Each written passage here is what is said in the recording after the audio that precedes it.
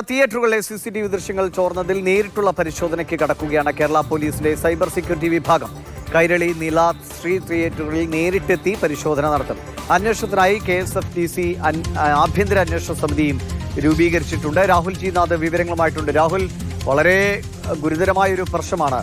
നമുക്കറിയാം, പല തിയേറ്ററുകളിലും രാവിലെയുള്ള ഷോകളിൽ വളരെ കുറച്ച് ആളുകളേ ഉള്ളൂ. ആ സമയങ്ങളിലെയാണ് പ്രധാനമായിട്ടും ഇത്തരം ദൃശ്യങ്ങൾ പുറത്തേക്ക് പോയിരിക്കുന്നത്. അത് അവിടുത്തെ ജീവനക്കാരുടെ പിഴവാണോ, അല്ലെങ്കിൽ ഹാക്കിംഗ് നടന്നതാണോ? പല സാധ്യതകളും ഇതിലുണ്ട്. എങ്ങനെയാണ് അന്വേഷണം നടക്കുന്നത്? മറ്റേതെങ്കിലും തിയേറ്ററുകളിൽ നിന്നുള്ള ദൃശ്യങ്ങൾ കൂടി ഇങ്ങനെ പോയതായി വിവരങ്ങളുണ്ടോ?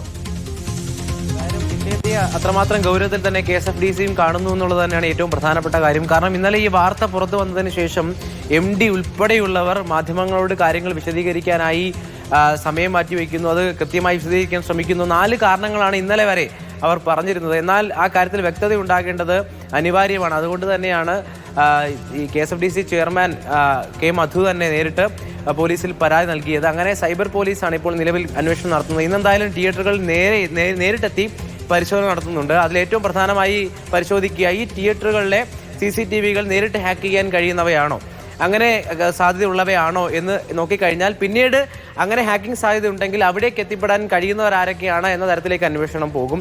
ഇനി അതല്ല, അവർ ചൂണ്ടിക്കാട്ടുന്ന മറ്റു കാരണങ്ങളിലേക്ക് പോകേണ്ടതുണ്ടോ എന്നുള്ളതും ഏറ്റവും പ്രധാനമായ വിഷയമായി ബാക്കി നിൽപ്പുണ്ട്. എന്തായാലും ചലച്ചിത്ര വികസന കോർപ്പറേഷൻ പരാതി നൽകുക മാത്രമല്ല, ഒപ്പം ആഭ്യന്തര കമ്മിറ്റി കൂടി രൂപീകരിച്ചിട്ടുണ്ട്. അതായത് ഇത് എങ്ങനെ നടന്നു എന്ന് അവർക്കറിയണം. അത് ജീവനക്കാരുടെ ഭാഗത്തുനിന്നുണ്ടായ പിഴവാണോ എന്ന് പോലും സംശയങ്ങൾ നിലനിൽക്കുന്നുണ്ട്. അതുകൊണ്ട് അത്തരത്തിൽ ഉള്ള കാര്യങ്ങളാണെങ്കിൽ അത് പരിഹരിക്കുക തന്നെ വേണം എന്നുള്ള ഒരാവശ്യം ഉന്നയിക്കപ്പെട്ടിട്ടുണ്ട്. എന്തായാലും ഒരു കമ്മിറ്റി രൂപീകരിച്ചിട്ടുണ്ട്. ഒപ്പം 10-ാം തീയതിക്കകം, ഈ മാസം 10-ാം തീയതിക്കകം ഇത്തരത്തിൽ ഈ റിപ്പോർട്ട് സമർപ്പിക്കാനുള്ള തരത്തിലേക്ക്, അതായത് ഈ KSFDCയുടെ അന്വേഷണത്തിൽ എന്താണ് കണ്ടെത്തിയെന്ന റിപ്പോർട്ട് സമർപ്പിക്കാനുള്ള നിർദ്ദേശം നൽകിയിട്ടുണ്ട്. എന്തായാലും വിഷയം ഗൗരവത്തിൽ തന്നെ കാണുന്നു. ദിവി ചോദിച്ചതുപോലെ മറ്റ് സ്വകാര്യ തിയേറ്ററുകളുടെ ദൃശ്യങ്ങളും പുറത്തു വന്നിട്ടുണ്ട് എന്ന് തന്നെയാണ് അറിയാൻ കഴിയുന്നത്. പക്ഷേ ഈ സർക്കാർ തിയേറ്ററുകളുടെ പേര് പറഞ്ഞുകൊണ്ട് ആ ദൃശ്യങ്ങൾ മാത്രമാണ് ഇപ്പോൾ ഈ സൈറ്റുകളിലും മറ്റ് സാമൂഹ്യ മാധ്യമ പ്ലാറ്റ്ഫോമുകളും പ്രചരിക്കുന്നത്. അതിൽ മറ്റെന്തെങ്കിലും കാര്യം ഒളിഞ്ഞിരിപ്പുണ്ടോ, സർക്കാർ തിയേറ്ററുകളെ ലക്ഷ്യം വെച്ചാണോ ഇത് എന്നുള്ള ചോദ്യം നിലനിൽക്കുന്നുണ്ട്. എങ്കിലും ഈ ഹാക്കിങ്ങുമായി ബന്ധപ്പെട്ട്, അല്ലെങ്കിൽ ഈ ചോർച്ചയുമായി ബന്ധപ്പെട്ട് അതിൽ